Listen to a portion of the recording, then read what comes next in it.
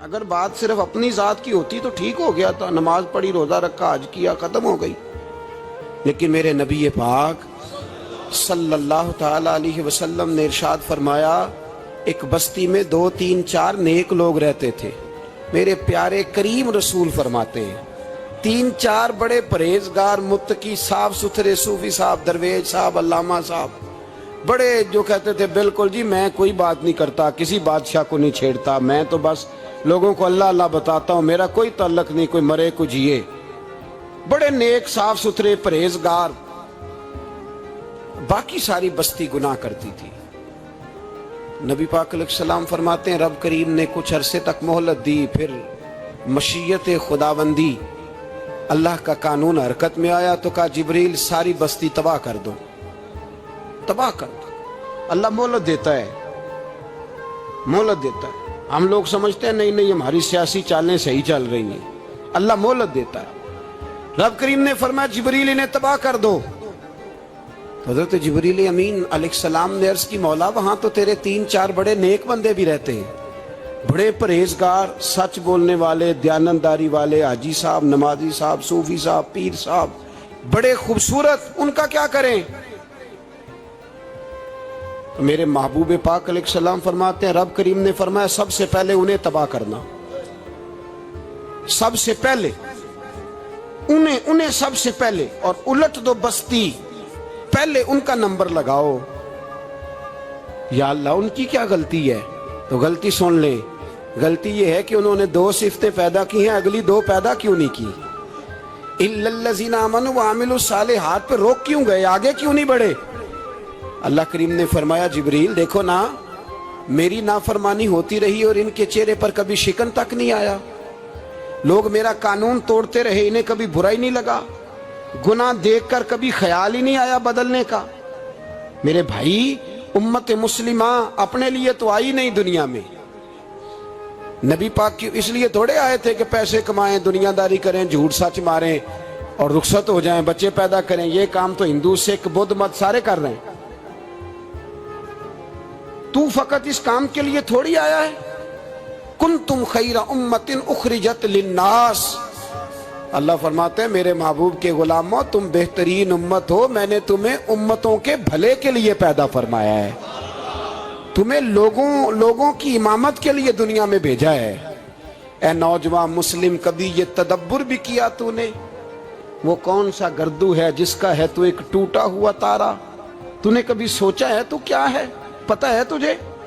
روزی کماؤ، روٹی کماؤ، اور اب تو بہت سارے لوگ جھوٹ کی دنیا میں زندہ ہیں، جھوٹ بولتے ہیں اپنے آپ کے ساتھ بھی، دائیں بائیں فراڈ کر رہے ہیں اپنی ذات کے ساتھ، خول بنا لیا اس میں بند ہو گئے، باہر ہی نہیں نکل گئے. اپنے ملک کی سوچو، اپنی بات کرو. علامہ اقبال نے پتہ کیا کہا تھا؟ اقبال نے، یہ سنو جو لوگ کہتے ہیں پہلے پاکستان، برما کے مسلمان بعد میں کشمیر کے مسلمان پہلے سنو اقبال کیا کہتے ہیں. اقبال کہنے لگے ان تازہ خداؤں میں بڑا سب سے وطن ہے، ان تازہ خداؤں میں بڑا کون ہے؟ وطن کی محبت ایمان کا حصہ، اس میں شک نہیں. لیکن اگر اسلام سے پہلے وطن آ گیا تو اقبال کہتے ہیں ان تازہ خداؤں میں بڑا سب سے وطن ہے، اور جو پیرہن اس کا ہے وہ مذہب کا کفن ہے. فرماتے ہیں جو وطن اوڑھ لیتا ہے اس نے اپنے مذہب کو دفن کر دیا. سب سے پہلے پاکستان نہیں، سب سے پہلے رسول اللہ کا دین ہے، سب سے پہلے قرآن ہے، سب سے پہلے نبی پاک کا فرمان ہے، سب سے پہلے امت مسلمہ ہے. ان تازہ خداؤں میں بڑا سب سے وطن ہے، جو پیرہن اس کا ہے وہ مذہب کا کفن ہے. اور اقبال کہنے لگے قوم مذہب سے ہے، مذہب جو نہیں تم بھی نہیں. قوم مذہب سے ہے، مذہب جو نہیں، کوئی نہیں سمجھ آ رہی آپ کو میری بات؟ قوم کس سے ہے؟ پاکستانی ہونے سے، پنجابی ہونے سے، سندھی بلوچی پٹھان ہونے سے نہ، قوم مذہب سے ہے، اور مذہب جو نہیں تم بھی نہیں. یہ کیسے ہو سکتا ہے کہ مذہب نہ ہو اور بندہ زندہ رہے؟ یہ کیسے ہو سکتا ہے؟ بھائی کافر نے اصل میں جاگ ہی نہیں رہا، میں جاگتا ہی نہیں، میں جیب کی سوچتا ہوں، مسجد کی سوچتا ہوں، خانقاہ کی سوچتا ہوں، مدرسے کی سوچتا ہوں، دکان کی، سارا دن تو اس چکر میں لگا رہتا ہوں لوگوں کو ثابت کرنے میں کہ میں صحیح ہوں باقی غلط ہیں۔ میں تو اپنی ذات کے خول سے اٹھ ہی نہیں رہا، اور مجھے یہ اندازہ ہی نہیں کہ لیبیا سارا کٹ گیا، مصر کے ٹکڑے ٹکڑے ہو گئے، مجھے پتہ ہی نہیں کہ شام، جس کے بارے میں میرے نبی پاک علیہ السلام نے فرمایا مکے اور مدینے کے بعد اللہ نے سب سے زیادہ برکتیں ملک شام میں رکھی ہے، اور حضور نے فرمایا جس نے ہجرت کرنی ہو وہ شام جائے۔ اتنا اعلیٰ ملک سارا کٹ گیا، 4,000 ہزار لوگ ایک ایک دن میں قتل ہو گئے، پر میرا گھر آباد ہے نا، کوئی حرج نہیں، وہ کٹتے ہیں تو وہ دور ہیں، کٹتے رہیں۔ فلسطین میں ہمارے ہاں معراج کی محفلیں بڑی جم کے ہوتی ہیں، سارے لوگ پڑھتے ہیں سبحان الذی اسریٰ بعبدہ لیلا من المسجد الحرام الی المسجد الاقصی۔ انہیں پوچھو روز قرآن مجید میں مسجد اقصی کا نام لینے والوں، تم مسجد اقصی کہتے ہو تو تمہیں اللہ کتنی نیکیاں عطا کرتا ہے، بتاؤ تو صحیح مسجد اقصی کدھر ہے؟ اور اب تو میری طرح کے مولوی آدھی حدیث سناتے ہیں، کہتے ہیں مسجد نبی میں ایک نماز پڑھو تو 50,000 کا ثواب، حرم شریف میں پڑھو تو 1,00,000 کا ثواب۔ مولانا حدیث یہاں سے شروع نہیں ہوتی، کھولو تو صحیح کنز المال، پڑھو مسند امام محمد بن حنبل، حدیث تو یہاں سے شروع ہوتی ہے۔ میرے نبی پاک نے فرمایا مسجد اقصی میں جس نے ایک نماز پڑھی 25,000 کا ثواب، اور میری مسجد میں جس نے ایک نماز پڑھی 50,000 کا ثواب، اور اللہ کے گھر بیت اللہ جس نے پڑھی 1,00,000 کا ثواب۔ مسجد اقصی کا تو ذکر ہی چھوڑ گیا ہے، کیوں؟ وہ مسجد جس کی طرف منہ کر کے 15 سال میرے نبی پاک نے نماز ادا کی، کس نے؟ بولیے گا 15 سال تک، 2 ہجری میں 13 سال مکے میں، 2 سال مدینے میں، مسجد اقصی کی طرف جدھر منہ کر کے تیرے اور میرے رسول نماز پڑھتے رہے۔ آج وہ مسجد یہودی کے قبضے میں ہے، کئی جمعے تالا رہتا ہے، وہاں نماز نہیں پڑھنے دی جاتی۔ مجھے کیا لگے اس بات سے، میری مسجد میں تھوڑی لگا ہوا ہے۔ ایسی ہوا چلی ہے کہ ہر شخص سوچتا ہے تمام شہر جلے بس ایک میرا گھر نہ جلے۔ بھائی یہ وہ دور ہے جس دور میں ذرا سی بھی کسی شخص کو تکلیف ہوتی ہے تو عالمی میڈیا پہ بات جاتی ہے، موبائل جیبوں میں فوراً تصویریں کیش ہوتی ہیں۔ میں اور آپ، ہمارا اس قوم سے تعلق ہے جس قوم کے بچے کٹ گئے، ذبح ہو گئے، عورتوں کے پستان کاٹ کے برما کے بدھوں نے ان کے کباب بنا کے کھا لیے، چھوٹے چھوٹے بچوں کی لاشیں انہوں نے لٹکا ڈالی۔ اور یہاں میں حکومت کی کیا بات کروں، یہاں کسی سیاستدان کو مکھی کاٹ جائے تو ہمارے پھٹے آباد ہو جاتے ہیں بحث کرنے کے لیے۔ ہمارے اپنے لوگ، عام آدمی نہیں بات کرتا، عام آدمی نہیں نکلتا، عام شخص کو فکر ختم ہو گئی۔ وہاں میری بھائی سب سے بڑھ کر بہترین مسجد کے خطیب امام حسین تھے۔ مسجد نبی سے بڑی بھی کوئی مسجد ہوگی جس ممبر پر رسول پاک بیٹھ کے خطبہ دیا کرتے تھے، اور میرے مصطفیٰ کے آستانے سے بڑا بھی کوئی آستانہ ہوگا جس کی سجادگی امام حسین کے پاس تھی۔ کہتے ہیں ہمارا کیا تعلق، ہمیں کیا لگے، جو مرضی ہوتا پھرے۔ امام علی مقام آرام سے مسجد نبی میں بیٹھے تھے، زمانہ پوری دنیا سے جاتا تھا، ہاتھ چومتا تھا، قدموں میں بیٹھتا تھا۔ اتنے بڑی عظمت والی بھی کوئی شخصیت ہوگی جس کے رگوں میں رسول اللہ کا خون دوڑتا ہے، جسے حضور اپنی زبان مبارک اس طرح وہ چوسا کرتے تھے جیسے عرب کے لوگ پیاس کے عالم میں کھجور چوسا کرتے تھے۔ اتنا بڑا بھی کچھ شخص تھا، لیکن جب دین پہ کڑا وقت آیا تو حسین نے مسجد کی خطابت نہیں بچائی، آستانہ نہیں بچایا۔ امام علی مقام نے کہا کوفہ لٹتا ہے تو لٹتا رہے، دمشق میں فساد ہوتا ہے تو ہوتا رہے، وہ ملک شام کی بچیاں رو رہی ہیں تو روتی رہیں کہ ہم پہ یزید قابض ہو گیا، میری مسجد آباد ہے، کافی ہے نا۔ امام حسین نکلے اور نکل کے کہنے لگے جنت البقیع والی جگہ پہ کھڑے ہو کے، یا رسول اللہ میں جا رہا ہوں، میں جا رہا ہوں، اور آپ کے لیے جا رہا ہوں، اس لیے کہ مجھے اس شام کو بچانا ہے جس شام میں رسول اللہ کا کلمہ پڑھنے والے لوگ بستے ہیں۔ مجھے کوفہ، دمشق، مصر کے لوگوں کو بچانا ہے۔ نانا تیرے کرم کے خزینے کی خیر ہو، میں جا رہا ہوں تیرے مدینے کی خیر ہو۔ نکل کھڑے ہوئے امام علی مقام، میدان میں نکلے، کس کے خلاف؟ بولے کون تھا یزید؟ مسلمان تھا. اس وقت تک تو سب نے مسلمان لکھا ہے. جس نے کافر کہا شہادت امام حسین کے بعد کہا. جرم کیا تھا؟ میری گردن جھک جاتی ہے جب میں یہ بات کرتا ہوں, ایمانداری سے کہہ رہا ہوں, جوش خطابت نہیں. میری گردن جھکتی ہے جب میں یہ لفظ ادا کرتا ہوں. امام علی مقام اس شخص کے خلاف نکلے. سارے خطبے امام حسین کے پڑھ کے دیکھو. امام حسین نے فرمایا یزید شرابی ہے. شرابی مسلمانوں کا حکمران ہو سکتا؟ آپ نہ بولیں بے شک, پر بات تو سچی ہے نا. امام حسین نے فرمایا شرابی کو ووٹ دیا جا سکتا؟ فرمایا رنڈیوں کا ناچ دیکھتا ہے جو مجرے دیکھے, جو رنڈیوں کے ناچ دیکھے وہ مسلمانوں کا حکمران ہو سکتا؟ امام حسین میدان میں نکلے اور 18 سال کے علی اکبر سے لے کر 6 مہینے کا علی اصغر دے دیا, لیکن شرابی کو برداشت, بے حیا کو برداشت تو میں کیسے کرتے؟ دوستی قاتل سے بھی, مقتول سے یارانہ بھی, اپنی جیب سے فلیکسیں چھپوا کے ظالموں جابروں بدماشوں کو ووٹ دیتے ہو. امام حسین کو تیری دیگ کی ضرورت ہے جو تو 10 محرم پہ پکاتا ہے, چاولوں کی ضرورت ہے جو تو نے 9 محرم کو پکائے. ان کو اس بریانی کی عادت تھی جو تو نے پکائی ہے. میرے گھر میں فلاں MNA MPA صاحب آ گئے تھے. امام حسین کے گھر کے اندر یزید نے پیغام بھیجا. اس نے کہا جیسے کہو گے کر لوں گا, جتنے پیسے کہو گے دے دوں گا, جتنی مسجدیں کہو گے بنوا دوں گا, جتنے ادارے کہو گے تعمیر ہو جائے, مجھے نہ چھیڑو.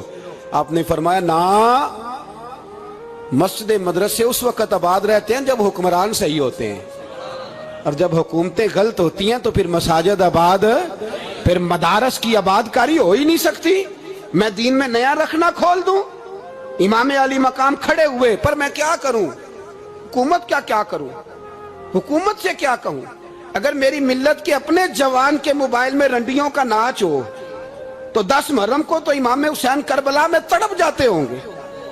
اگر 9-10 محرم کو جو نکلا امام علی مقام کی بات کرنے کے لیے, وہ نوجوان اگر سگریٹ کا, شراب کا, بدماشی کا عادی ہو تو حضرت علی اصغر کہیں گے نا میری قربانی کا کیا بنا؟ وہ تو نکلے تھے عریانی اور فحاشی کے خلاف. اور اگر ملت کا جوان روز چوک میں کھڑے ہو کے لڑکیوں کو تاڑتا ہو تو حضرت علی اکبر تو اپنی قبر میں روتے ہوں گے کہ یہ اس قوم کے لیے جان دے دی جو آج یزیدی طریقوں پہ عمل کر رہی ہے, جو ساری رات گند دیکھ کے سوتی ہے, جو ساری رات بے حیائی, فحاشی اور عریانی میں لگی رہتی ہے. ان لوگوں کے لیے جان دے دی. اتنا ظلم ان شہیدوں کے ساتھ, اور 10 محرم کو دیگ پکا کے کہتا ہے میں امام حسین کا ماننے والا ہوں, میں امام علی مقام سے پیار کرنے والا ہوں. نہ بھائی, نہ دو رنگی چھوڑ کے یک رنگ ہو جا, سراسر موم ہو جا یا سنگ ہو جا. امت مسلمہ کو بیدار ہونا پڑے گا. امام علی مقام میدان میں نکلے, ڈٹ کے نکلے, اور امام نے فرمایا میدان میں نکل کر کہ میرا وطن مدینہ ہے, میرا وطن مدینہ ہے, پر مدینہ بعد میں, رسول اللہ کا دین پہلے. تو پاکستان کی بات کرتا ہے. امام علی مقام نے فرمایا مدینے کی شریعت بعد میں, رسول اللہ کا دین پہلے, اور تیرے تو بچے عام سے ہیں. امام حسین نے فرمایا میری گود میں جو بچے ہیں وہ رسول اللہ کے نواسے ہیں, پر بچے بعد میں, نبی پاک کا دین پہلے.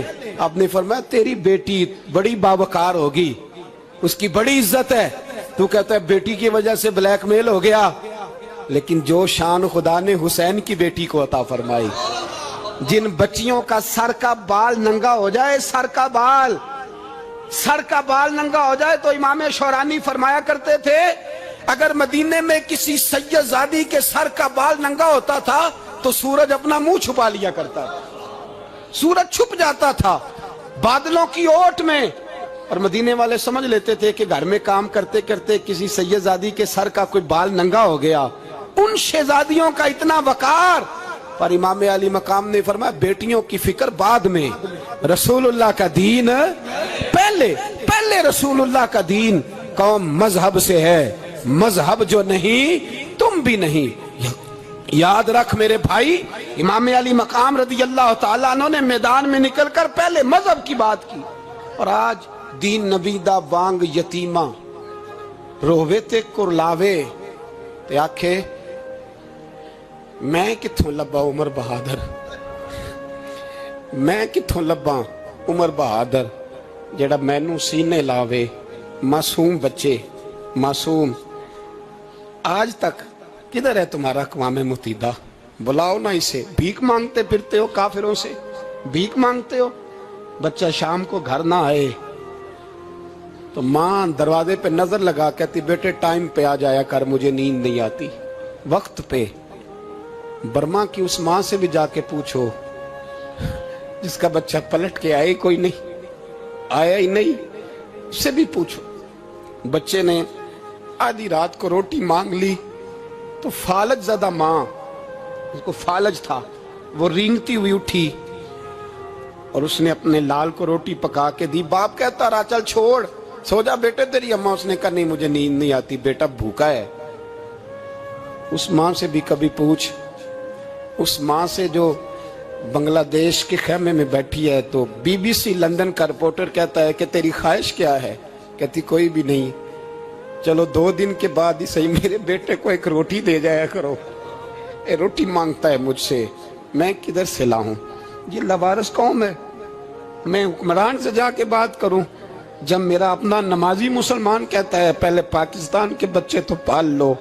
میرے بھائی تجھے خبر ہی نہیں، یہ تو جانا تو کبھی گنبد خضرا پہ، تو میرے مصطفیٰ نے فرمایا من ازہ مسلم فقد ازانی، فرمایا جب میرا مسلمان تکلیف میں ہوتا ہے تو میں گنبد میں تکلیف میں ہوتا ہوں، مجھے درد ہوتا ہے، مجھے اذیت ہوتی ہے۔ پوچھ جا کے محبوب پاک سے، میرے عزیز کسی کو غم ہی نہیں ان لوگوں کا، کسی کو پرواہ ہی نہیں، کچھ سوچتا ہی نہیں ان کے بارے میں۔ میں اپنے گھر میں مست ہوں، آپ اپنے گھر میں مست ہیں۔ میرے رسول اللہ کی امت لٹ گئی ساری، جگہ جگہ تباہی۔ 1 انچ دھرتی پر زمین ایسی نہیں جو کافر کی ہو اور خون بہتا ہو۔ ایک ریمن ڈیوس امریکی کتا یہاں بند تھا مسلمانوں کے قتل میں، انہیں اپنی قوم کی اتنی فکر تھی وہ راتوں رات چھڑا کے لے گئے، لیکن میری اور تیری بہن عافیہ صدیقیہ سالوں سے بند ہے۔ تڑپ کے پوچھا ہے مسلمانوں نے کہ اس کی غلطی تو بتاؤ، اس کا قصور نہیں پر وہ بند ہے، کوئی نہیں بات کرنے والا، کوئی نہیں۔ مسجد جانے جمعہ تو پڑھانا ہے، اس میں غرض نہیں درد ہے کہ نہیں کہ، اس میں تو اتنا پتہ ہے 1 گھنٹے تقریر ہے کرنی ہے۔ پیر صاحب صبح سے شام تک تعویذ لکھتے، سیاستدان صبح سے شام تک جنازہ بھی تب پڑتا ہے کہ مجھے ووٹ ملیں گے۔ تاجر کہتا ہے بس دکان چلنی چاہیے، مر جائے میری طرف سے ساری دنیا، بس کرو، اس خول سے باہر نکلو۔ اے نوجوان مسلم، کبھی یہ تدبر بھی کیا تو نے وہ کون سا گردوں ہے جس کا ہے تو ایک ٹوٹا ہوا تارا؟ تو نے سوچا ہی نہیں کبھی، تجھے کبھی خبر ہی نہیں ہوئی کہ یہ کس قدر بڑا کام تھا؟ میرے رسول پاک صلی اللہ علیہ وسلم کے غلاموں جاگو۔ میں دعائی دیتا پھرتا ہوں، میں کہتا ہوں جٹ بن کے بڑا جی لیا، بٹ رائیں انصاری بن کے بڑا جیا، بس کر دو بس کر دو۔ اب مسلمان بن کے جینا سیکھو، اب اپنی پہچان رسول اللہ کی غلامی بناؤ۔ اب کہو پہلے دین باقی ہر چیز بعد میں، بس کرو، بہت ہو چکا ہمارے ساتھ، اب تھوڑا جاگو۔ میں بہت ساری باتیں دل میں لے کے آیا تھا جو آپ سے کرنی تھی، پر یہ لفظ ہیں کہ ٹوٹتے ہی جا رہے ہیں۔ بات ہے کہ سمت کا تعین ہی نہیں ہو پا رہا۔ میرے بھائی میں تو کبھی کبھی سوچتا ہوں لگتا ہے رب بھی ناراض ہو گیا ہے اور ہمیں منانے کا طریقہ بھی بھول گیا ہے۔ نہ ہماری مسجدوں میں تہجد پڑھی جاتی ہے، نہ کسی کو نماز توبہ یاد رہی، نہ کوئی استسقاء والا ہے، کوئی نہیں۔ جو پیر صاحب کے پاس جا کے بیٹھتا ہے تھپکی دیتے ہیں، کہتے ہیں جا تیرا کام ہو جائے گا موج کر۔ کبھی نہیں کو کہتا توبہ بھی کر، استغفار بھی پڑھ، یہ داڑھی پوری کر، دین رسول اللہ کا اس کی طرف تو توجہ کر۔ کوئی تبلیغ ہی نہیں کرتا، سارے پھوکا پھاکی پہ لگ گئے ہیں۔ کوئی خیال ہی نہیں آ رہا کسی شخص کو کہ ہماری تباہیوں کا سبب کیا ہے؟ کہ علاقہ تک قبرص فتح ہوا، تمام لوگ نعرے لگا رہے ہیں۔ حضرت ابو ذر غفاری کونے میں بیٹھ کے رونے لگ گئے۔ مسلمانوں کو فتح ملی، سب لوگ نعرے لگا رہے ہیں، خوشی ہو رہی ہے کہ علاقہ فتح ہو گیا۔ حضرت ابو ذر غفاری رونے لگے اور تڑپ کے روئے۔ لوگوں نے کہا ابو ذر کیوں روتے ہو؟ آپ فرمانے لگے یہ لوگ برسوں سے قابض تھے اس شہر پر، یہ جن لوگوں سے آج ہم نے لیا ہے یہ برسوں سے دل کے کانوں سے کھل سننے والی بات ہے. فرمانے لگے یہ برسوں سے قابض تھے, انہوں نے اللہ کی نافرمانی کی ہے تو آج علاقہ ان کے ہاتھوں سے نکل گیا ہے. میں رو اس لیے رہا ہوں کہ خدایا کہیں ہم سے بھی نافرمانی نہ ہو اور یہ ہمارے ہاتھوں سے بھی نہ نکل جائے. شام نکل نہیں گیا ہمارے ہاتھوں سے, لیبیا نکل گیا, مصر نکل گیا, عراق نکل گیا, افغانستان نکل گیا, اور اگر دیکھو تو بلا واسطہ ہر جگہ کافر کا ڈیرا. وہ رو رہے ہیں, کہتے ہیں جب قوم اللہ کی نافرمانی کرتی ہے تو علاقے نکل جاتے, تڑپ رہے ہیں. مجھے کوئی فکر نہیں, کوئی نہیں رویا مصر کے جانے پر, کوئی نہیں رویا لیبیا کی تباہی پر, شام کے بچوں پہ کوئی نہیں رویا. ہم لوگ یہاں عید مناتے رہے, عید پر لوگ نئے کپڑے لیتے رہے اور برما کے مسلمانوں کو کفن تک نصیب نہ ہوا. کوئی نہیں تڑپا ان لوگوں پر, کسی کو خیال نہیں آیا. صاحب امام علی مقام کی فکر کو سمجھو, اس پر غور کرو, بس کر دو, نیند بڑی لمبی ہو گئی, اب اٹھو اس بیداری سے, اٹھو. جب قومیں نافرمانی کرتی ہیں تو ملک چھن جاتے ہیں اور کافر باری باری کر کے باریاں لگا رہا ہے, باری باری. تمہیں کئی دفعہ دھمکیاں دے چکا ہے, وہ تمہارا نمبر کئی دفعہ لگا چکا ہے. اب خواب غفلت سے اٹھ جاؤ, آگ پیروں تک آ گئی ہے, ایسا نہ ہو جلا ڈالے سارا کچھ.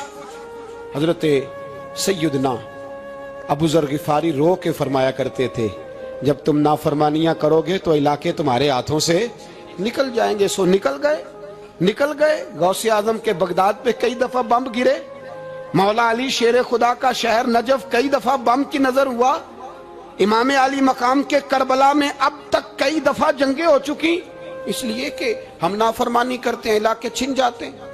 دل بے چین اس لیے رہتے ہیں کہ یہ جو پیاس اور جو طلب کرتے ہیں وہ ہم انہیں پہنچاتے نہیں. دل بے قرار اس لیے رہتے ہیں کہ یہ رب رسول کی محبت سے ٹھنڈے ہوں گے, ہم ادھر ادھر کی چاہتے لیے پھرتے ہیں. ان کے اندر بے قراری اس لیے ہے کہ ہم نے امیدیں لوگوں سے وابستہ کر لی ہیں, جو لوگوں سے نہیں کرنی چاہیے تھی, اللہ رسول سے کرنی چاہیے.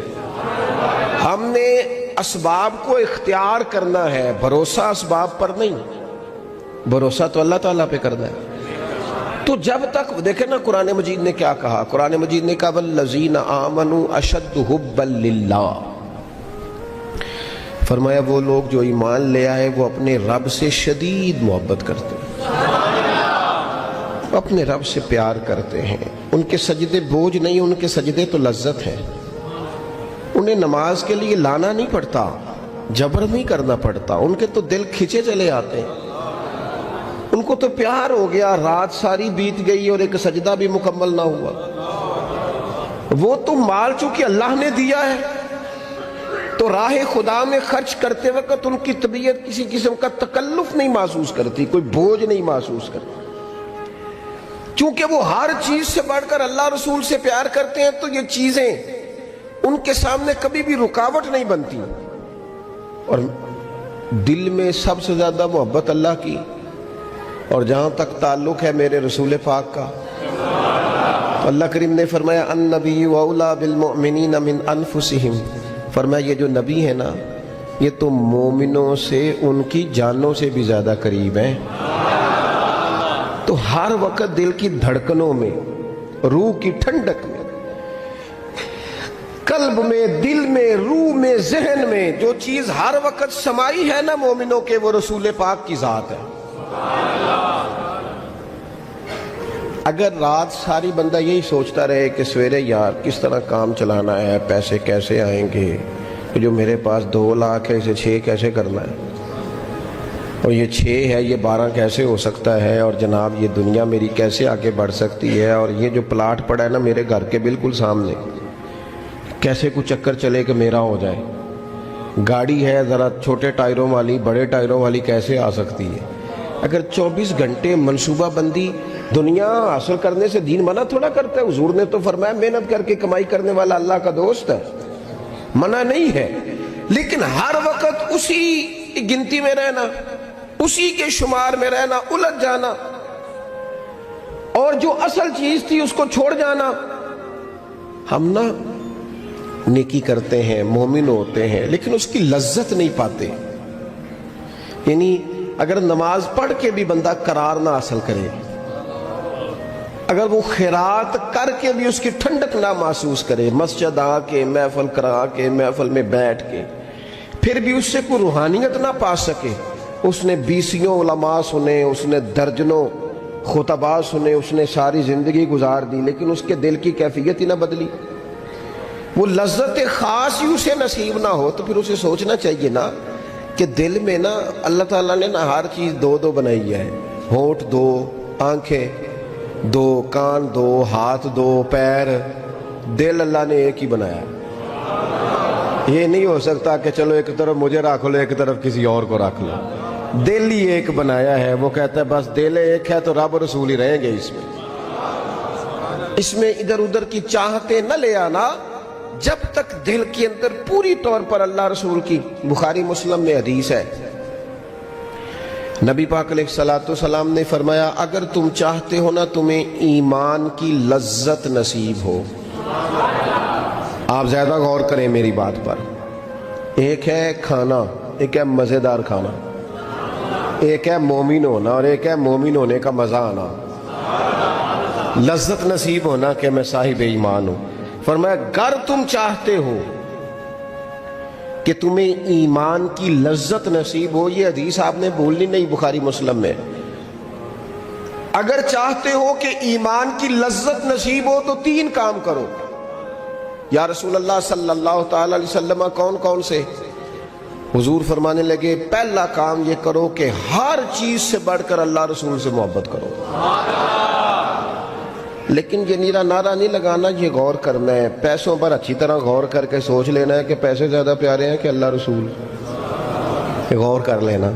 یہ جو جھوٹی ہے نا کہ بت بنائے ہوئے نا، میری عزت، میری برادری، میری افسری، میرا قبیلہ، میری کرسی، یہ غور کر لینا ہے کہ کرسیاں زیادہ پیاری ہیں، اقتدار زیادہ پیارا ہے کہ اللہ رسول۔ ایک طرف رسول اللہ کی شریعت اور ایک طرف تیری برادری کے رسم و رواج، لیکن شادی والے دن رسم و رواج جیت گئے، کدھر گئی تیری محبت رسول؟ وہ صرف محفل والے دن تھی، ربیع الاول شریف میں تھی۔ ہم تو دیندار سمجھتے ہی اس کو ہیں جس کے گھر میں شادی ہو تو پتہ چلتا ہے کتنا دیندار ہے، محفل میں تو سارے دیندار ہوتے ہیں، یہ تو پتہ ہی تب چلتا ہے جب کسی کا انتقال ہو جائے یا گھر میں کوئی خوشی آئے کہ اب یہ کتنا دیندار ہے، اب پتہ چلے گا۔ مسجد میں تو سارے دیندار ہیں۔ فرمایا اگر چاہتے ہو کہ لذت ایمان نصیب ہو تو ہر چیز سے بڑھ کر اللہ رسول سے پیار کرو، اور دوسرا فرمایا جس سے بھی پیار کرو نا اللہ رسول کی رضا کے لیے کرو، شکریہ کا تکلف بھی چھوڑ دو، وہ میرا احسان مانے گا یہ بھی چھوڑ دو، میری تعریف کرے گا یہ بھی چھوڑ دو، فقط اللہ رسول کی رضا کے لیے رشتے بنانے شروع کرو، مومن ہونے کا مزہ آئے گا۔ جتنے ہم شکوے کرتے ہیں نا رشتہ داروں کے، بھائیوں کے، قبیلوں کے، برادریوں کے، یہ سارے ختم ہو جائیں اگر ہم محبت اللہ رسول کی وجہ سے کرنی شروع کر دیں۔ اگر بنیاد اللہ رسول کی رضا ہو تو ہماری طبیعتوں میں کسی کے لیے نفرت پیدا نہ ہو، بے ادبی پیدا نہ ہو، کوئی ایسا ماحول نہ ہے۔ کیوں کہ ہم ڈائریکٹ پیار ہی نہیں کرتے، ہم جس سے بھی پیار کرتے ہیں درمیان میں رب رسول کو رکھ کے کرتے ہیں، اور حضور فرماتے ہیں قیامت کے دن رب اعلان کرے گا، اللہ فرمائے گا وہ کہاں ہیں جو دنیا میں میری رضا کے لیے آپس میں پیار کرتے تھے؟ یا اللہ کیا ملنے والا ہے؟ اللہ فرمائے گا آج میرے عرش کے سائے کے علاوہ سایہ کوئی نہیں، جو دنیا میں میری رضا کے لیے آپس میں پیار کرتے تھے انہیں آج میں اپنے عرش کا سایہ عطا کروں گا۔ تو اگر ایمان کی لذت چاہتے ہو، ایک تو ہر چیز سے بڑھ کے اللہ رسول سے پیار کریں، ایک جس سے بھی پیار کریں اللہ رسول کے لیے کریں، اور دوسرا فرمایا مومن ہونے کے بعد، کلمہ نصیب ہونے کے بعد، ایماندار ہونے کے بعد کفر کی طرف جانا اتنا ناپسند کریں، اتنا ناپسند کریں جتنا کوئی آگ میں جانا ناپسند کرتا ہے، اتنا ناپسند کریں۔ اگر یہ ذہن بن گیا پھر لذت نصیب۔ میں آپ سے عرض کروں میرے عزیزوں، ہم نا تھکی تھکی سی زندگی گزارتے ہیں، بور سا وقت گزارتے ہیں، الجھے ذہن رہتے ہیں، بکھری سوچیں رہتی ہیں، ٹوٹے خیالات، पुख्तगी नहीं बातों में, मजबूत नहीं अफकार। किसी ने मशवरा दिया तो 10 मिनट कुछ और सोच लिया, अगले से बात की तो फिर पिछले की बात खत्म हो गई। अपनी जिंदगी में मजबूती नहीं। ओ खुदा के बंदो, हमें तो एक सादा सा उसलूब दे दिया गया है कि तुम हर चीज से बढ़ के रसूल पाक से मोहब्बत करो। तो जब पूरी तरह वो मोहब्बत नसीब हो जाएगी, जब पूरी तरह वो चाहत मिल जाएगी, जब पूरी तरह वो खुलूस नसीब हो गया, लिल्लाहियत मिल गई, अल्लाह रसूल की बारगाह नसीब हो गई, आप यकीन करें हुजूर की मोहब्बत बंदे को पक्का कर देती है, उसकी सोचों को मजबूत कर देती है, उसके अंदर इस्तकामत लाती है रसूलुल्लाह की मोहब्बत। इंसान ताकतवर हो जाता है। मैं तकरीर नहीं कर रहा, जज्बात का इजहार कर रहा हूं। मैं आपसे दाद नहीं चाहता, मैं आपकी ज़हन साजी चाहता हूं। आप भले मेरी बात पर कोई सुभान अल्लाह माशाअल्लाह ना कहे, लेकिन मेरे दर्द दिल को समझे मैं क्या कहना चाहता हूं। दोस्तों, हुजूर की मोहब्बत मजबूत करती है, मजबूत ताकतवर कर देती है। ना समझ आए तो सैयदना बिलाल से पूछ के देखो, पूछ के देखो, मार पड़ती जाती है, मोहब्बत ताकतवर होती जाती है, ताने मिलते जाते हैं, मोहब्बत मजबूत होती जाती है। ना समझ आए तो सैयदना सलमान फारसी से पूछो। सालों बीत गए, ढूंढते तलाश करते, आते हुजूर की बारगाह में हाजिरी देते, गुलामी करते, कहां से चले कहां पहुंचे। अगर न समझ आए तो हजरत खुबैब से पूछो, न समझ आए तो बदर में जाके शहीद होने वालों से पूछो ये मोहब्बत कितना ताकतवर करती है। हजरत अनस बिन नदर से पूछो मैदान उहद में कि ये मोहब्बत अफकार को जिंदा करती है, रूह को ताजा करती है। बंदा ना ज्यादा बातों से वैसे ही बच जाता है। एक शय सिर्फ याद करनी पड़ती है, एक शय, इल्मो बस करियो यार, ए होई हरफ तेनू दरकार। आला हजरत फरमाते हैं, ए इश्क तेरे सदके हम जलने से छूटे सस्ते, जो आग बुझा देगी अब वो आग लगाई है, जो आग बुझा देगी अब वो। और फिर आला हजरत फरमाते हैं कि याद रखना, जान है इश्क मुस्तफा, रोज फुजू करे खुदा, और जिसको हो दर्द का मजा, जिसको हो दर्द का मजा, एक होता है शिफा का मजा, एक होता है बीमारी का मजा। ये हुजूर की मोहब्बत की वो वाला दर्द है कि ये मजेदार है। आला हज़रत फरमाते जान है इश्क मुस्तफा, रोज फुजू करे खुदा।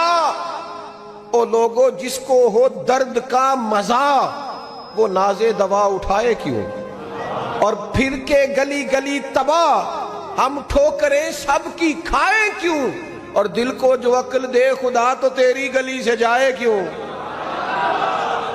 दिल को जो अक्ल दे खुदा तो तेरी गली से जाए क्यों। सहाबी बैठे ना नबी पाक की बारगाह में, और देर से बैठे और जम के बैठे, बिठा के अपने महबूब को अपने पहलू में। जो लोग कुछ नहीं करते वो भी कमाल ही करते हैं। देर से बैठे और बैठे हैं तो नबी करीम ने फरमाया जाओ कोई काम भी करो। उठे, सुतून की ओट से होके वापस आ गए, कहने लगे या रसूलल्लाह आपके बगैर दिल ही नहीं लगता, तो तबीयत ही नहीं जमती, कहीं नजर ही नहीं ठहरती। जब तक आप अपने दिल की कैफियत, यार हमारे बुजुर्ग, हमें तो वक्त नहीं मिलना चाहिए। अगर हमारा दावा है कि हमें हुजूर से मोहब्बत है तो वक्त ही नहीं मिलना चाहिए। सीरत सारी पढ़ ली है हमने, हुजूर की अहादीस याद कर ली है, नबी पाक के फजाइल पर जो किताबें लिखी गई हैं वो हमारे पास हैं। क्या आज सुबह से लेकर अब तक 1100 बार दुरूद शरीफ नसीब हुआ है? क्या अगर हुजूर से मोहब्बत है तो हमारे दिल में नबी पाक की उम्मत का दर्द है? हुजूर पर नाजिल होने वाले कुरान मजीद को हमने समझा है? दीन इस्लाम की रोशन तालीमात के हम कितने करीब गए हैं? फारिग वक्त आप क्या जी, मैं आजकल बोर होता हूं, तो भई आप किताब खरीदें हुजूर की सीरत पर, पढ़े शाह अब्दुल हक मुहद्दिस देहलवी ने क्या लिखा है, पढ़े हुजूर के फजाइल कमालात, पढ़े शिफा शरीफ काजी अय्याज क्या लिखते हैं। लेकिन जिंदगी तो इधर उधर जाया हो रही है। मोहब्बत वाला तो अपना टाइम, यहां तो किसी को प्यार हो जाए ना अपने घर से, تو قربانی دیتا ہے, کہتا ہے آپ سب لوگ کھائیں گے, میں پردیس میں جا کے کماؤں گا. پیار ہو گیا نا, تو اس نے جدوجہد کی, اس نے عمر گزار دی. ہمیں اگر پیار ہو تو پھر انداز کچھ اور ہو. تھوڑا سا نا اپنی قلبی واردات پر توجہ دیں, اپنے دل سے پوچھیں. ایک تسبیح رکھ لیں ہاتھ میں, جس طرح موبائل ہو نا بندے کے پاس تو چین نہیں نہ لینے دیتا, جس طرح موبائل ہاتھ میں ہو تو چلتا رہتا ہے نا, انشاءاللہ تسبیح بھی ہاتھ میں ہوگی تو درود پاک چلتا رہے گا. یہ کریں یہ کام. حضور کے تذکار جمیلہ, نبی پاک کا تذکرہ, اپنے قلب اطہر میں حضور کی محبت. آپ دیکھیں نا کبھی صحابہ کا مزاج, ایک ہوتا ہے بڑے مشورے کرنا, اور ایک ہوتا ہے زندگی میں نا ایک عرض یاد کر لینا. صحابہ نے نا ایک سبق یاد کیا تھا کہ جو حضور کہہ دیں گے نا, یہ بڑا مختصر, بڑا جامع, بڑا مزیدار اور سارے پہلوؤں کو اکٹھا کرنے والا سبق ہے. جو کریم کہہ دیں گے نا, لمبی چوڑی دوڑ ہی نہیں, جو حضور فرما دیں گے. حضرت صدیق اکبر سے پوچھا آپ کو پسند کیا ہے, کہنے لگے حضور آپ کو دیکھتے رہنا. میرا دل کرتا ہے میری بیٹی گھر میں خدمت کرے. حضور میرا دل کرتا ہے اللہ مجھے مال دیتا رہے, میں آپ کے قدموں پہ قربان کرتا رہوں. سانو تے قید سجن دا گہنا ہے, وہ جینج رکھے ایسا اونج رہنا ہے. ہم نے نہ طے کر لیا ہے, ہم نے ادھر ادھر ایک مختصر سے سبق یاد کر لیا ہے. آپ یاد رکھیں ہمارے پاس کوئی نہ کوئی لذت ہے, کسی نہ کسی چیز کے پیچھے دوڑ رہے ہیں. ہر بندہ دوڑ رہا ہے, کچھ مان کے دوڑتے ہیں, کچھ نہ مان کے دوڑتے ہیں, لیکن دوڑ لگی ہوئی ہے. آپ یقین کریں میں ایسے لوگوں کو بھی جانتا ہوں جو ڈھونڈ کے محفل میں جاتے ہیں, آج میں نے اپنے نبی کی نعت سننی ہے. میں ایسے لوگوں کو بھی جانتا ہوں جن کو کتاب مل جائے نا, ٹائٹل پہ لکھا ہو حضور کا تذکرہ, دوڑ کے خرید لیتے ہیں. میں نے دیکھا ہے کہ حضور کے میلاد پاک میں وہ یوں خرچ کرتے ہیں کہ جیسے بس پوری کیفیت طاری ہو گئی. نبی پاک کی نسبت جہاں نظر آئی, حضور کے اصحاب کی بات آئی یا اولاد کی بات آئی, امت کے اولیاء کی بات آئی یا علماء کی بات آئی, دین کے طلباء جو مدرسوں میں پڑھتے ہیں ان کی بات, جہاں جہاں ذکر آیا. ہم نے نہ کبھی قطرے پہ غور کیا اور نہ دریا دیکھا, بس جہاں تیری جھلک دیکھی وہیں ڈوب گئے. اپنے دل میں اس محبت کو پیدا کریں. میں آپ سے عرض کروں, اولادیں بھی پریشان ہیں ہماری.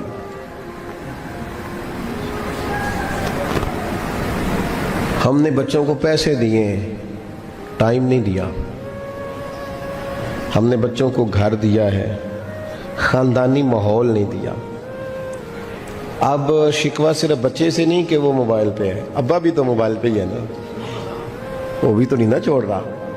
بچے جو چھوٹے موٹے سوالات اپنے ماں باپ سے پوچھتے تھے تو ایک خاندانی روایات, ان کا حسن منتقل ہوتا تھا, وہ اب رخصت ہو رہا ہے.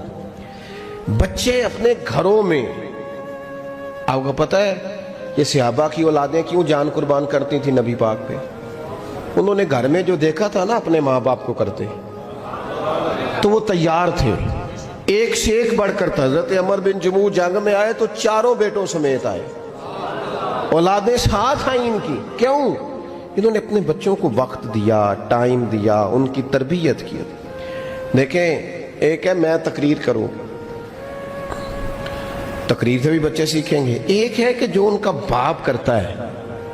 میں اکثر ایک مثال دیتا ہوں, میں کہتا ہوں کہ کئی دفعہ گھر میں نا اماں کہتی پتر چپ کر جا, تیرا ابا آج کل پریشان ہے, ناراض ہو جائے گا, چپ کر, ابھی بات نہ کرنا, کاروباری ٹینشن چل رہی ہے. ہوتا ہے کہ نہیں؟ پتر آج نہ بات کرنا, آج تیرے ابا جی کا موڈ نہیں ٹھیک. ہوتا ہے نا. تو کبھی کبھی یوں بھی ہونا کہ ابا بستر میں رو پڑے, تو پتر اٹھ کے جا کے پوچھے اماں جی خیر ہے, تو اماں بھی رو پڑے, اماں بتاؤ تو صحیح ہوا کیا؟ تو اماں کے پتر تمہارے باپ کو نا حضور کا مدینہ یاد آ رہا ہے. آپ یقین کریں یہ رنگ اولاد پہ وہ رنگ چڑھائے گا, یہ انداز وہ انداز سکھائے گا. ابا پیسوں کے لیے تو روز روتا ہے, زمینوں جائیدادوں کے لیے روتا ہے, میرا کاروبار نہیں چلتا روتا ہے. کاش یہ کبھی حضور کی محبت میں روئے, یہ کبھی اس درد سے تڑپے, کبھی اس کی وہ کیفیت بنے, तो फिर बच्चे को कहना नहीं पड़ेगा, अपनों के तो आंसू देख के बंदे के आंसू आ जाते हैं। रूहों की जैसे ही कुर्बत होती है, दर्द आंसू बन के छलक निकलता है। जब तक ये मोहब्बत इस बार रफ्तगी के साथ नहीं पैदा होगी, कभी अब्बा उंगली लगाए ना बच्चे को और मस्जिद में जाकर कारी साहब दिल बड़ा परेशान है, जरा हुजूर की कुनात तो सुनाए, जरा घर में बच्चे को कहे ना पुत्र ये खोल जरा मोबाइल और हुजूर की फुला नात तो लगा, मेरा दिल कर रहा है। तो ये भी अंदाज है जो बच्चों के दिलों में हुजूर की मोहब्बत पैदा करेगा। लेकिन हमने ना बिल्कुल एक रवायती अंदाज इख्तियार किया हुआ है। ठीक है, कभी कोई सिलसिला हो गया तो हो गया, उसकी जो अमली कैफियत है वो हमारे यहाँ नहीं है। बात खत्म करने लगा हूँ। नबी पाक सल्लल्लाहु ताला अलैहि वसल्लम के गुलामों हजरत साद बिन अबी वकास रदियल्लाहु ताला, उन्होंने ना कलमा पढ़ लिया। माँ एहतजाज पे बैठ गई, अगर तू कलमा नहीं छोड़ेगा तो मैं रोटी नहीं खाऊंगी उतनी देर तक, जब तक तू कलमा नहीं छोड़ता। माँ समझ। सहाबा किराम ने ना शदीद टकराव देखा है जब वो मुसलमान हुए। हम तो नेकी करते हैं, कोई खैर का काम करते हैं तो शाबाश मिलती है, वहां ये नहीं था। वहां तो आपने ऐलान किया नहीं और पत्थर बरसे नहीं। अम्मा भूख हड़ताल पे बैठ गई। अब जाहिर है गली मोहल्ले में बातें भी होती हैं, बरादरी कबीले में बलोजी अम्मा हड़ताल पे बैठी है, भूख हड़ताल पे। हजरत साद बिन अबी वकास ने 2-3 दिन देखा, तीसरे दिन माँ भी थोड़ी, अब 2-3 दिन बंदा रोटी ना खाए हालत और हो जाती। हजरत साद जाके ना अम्मा के सराहने खड़े हो गए, कहने लगे अम्मा मैं तेरा ही पुत्र हूं ना, और मुझे सबसे ज्यादा तू ही जानती है। अम्मा ने कहा इसी तरह ही है। तो कहने लगे अम्मा तू मेरे जज्बे भी जानती है? का पुत्र बिल्कुल जानती हूँ। तो कहने लगे तेरी एक जान है ना, अगर तेरी 1000 भी हो ना, एक एक करके सारी निकल जाए तो मदीने वाले का कलमा फिर भी नहीं छोड़ूंगा, क्योंकि वो कच्चा रंग है ललारी वाला जेड़ा चढ़दा ते लैंदा रहिंदा। ए इश्क तेरे दा रंग मुहम्मद चढ़ जाए फिर नहीं लैंदा। अम्मा तेरी 1000 जान भी हो निकल जाए तो ये कलमा मैं छोड़ने वाला। अम्मा ने ना शाम को रोटी खा ली। लोग कहने लगे अम्मा भूख हड़ताल खत्म, कहने लगी मेरा पुत्र है मैं जानती हूँ। ये जो उसे ये वाली मैं हर काम छुड़ा लेती थी, पर ये जो प्यार हुआ है ना, ये छुड़ाया जा सकता? ये नहीं छुड़ाया जा सकता। वो दुनिया दे झगड़े असां छोड़ दिते, सियासत दे झगड़े असां छोड़ दिते, मुहब्बत दा झगड़ा है छुड़ा कोई नहीं सकता, ये छुड़ा कोई नहीं सकता। मेरे दोस्तों खास प्यार करें, दुरूद शरीफ पढ़ के सोएं, सजदा इस नीयत से भी कभी करके देखें कि हुजूर ने फरमाया नमाज मेरी आंखों की ठंडक है। आप ना थोड़ा सा अपनी जिंदगी में मुस्बत तब्दीली प्यार वाली लाएं। इस नीयत से फजर की नमाज सर पे कपड़ा बांध के पढ़ें कि इमामा हुजूर की सुन्नत है। 3.5 गज कपड़ा ले लें, उसको सर पे बांधे लपेटें, इस नीयत से कि ये मेरे रसूल का तरीका है। आप ना कुछ काम ऐसे स्पेशल करें, खास करके कि ये नबी पर जवानों से कहूंगा ओ सज्जनों, किसी ने किसी को देख के अपने चेहरे का रंग बनाया, किसी ने किसी को देख दाढ़ी पूरी मुट्ठी ना कर ले। मुझे एक दोस्त कहने लगे बंदे ताने मार देने, तो मैं क्या जेकर यार दे नाम दा मिले मेड़ा ओनू झोली पा लईए पुंजे सुटीए ना, ते जेकर यार दे नाम दी मिले सूली झूठा झूठ लईए पीछा हटिए ना। और दुनिया के लिए भी इतने ताने खाए हैं, तो अगर कोई दीन के लिए खाना पड़ जाए तो खा, कोई हरज नहीं। दाढ़ी शरीफ पूरी होती है मुट्ठी, ये नहीं होती जो आजकल हमारी अपनी मर्जी का स्टाइल है ना, ये अपनी मर्जी का नहीं है। दाढ़ी का वजन होता है, नहीं पूरी मुट्ठी हो तो कोई वजन उठाना पड़ता है, तो मसला क्या है? तो छोटी वाले ने भी बंदे मौलवी साहब ही आंदे ने, तो क्यों ना फिर बंदा पूरी कर ले। तो ये 3-4 काम करें ताकि अमली सबूत थोड़ा सा शुरू हो जाए।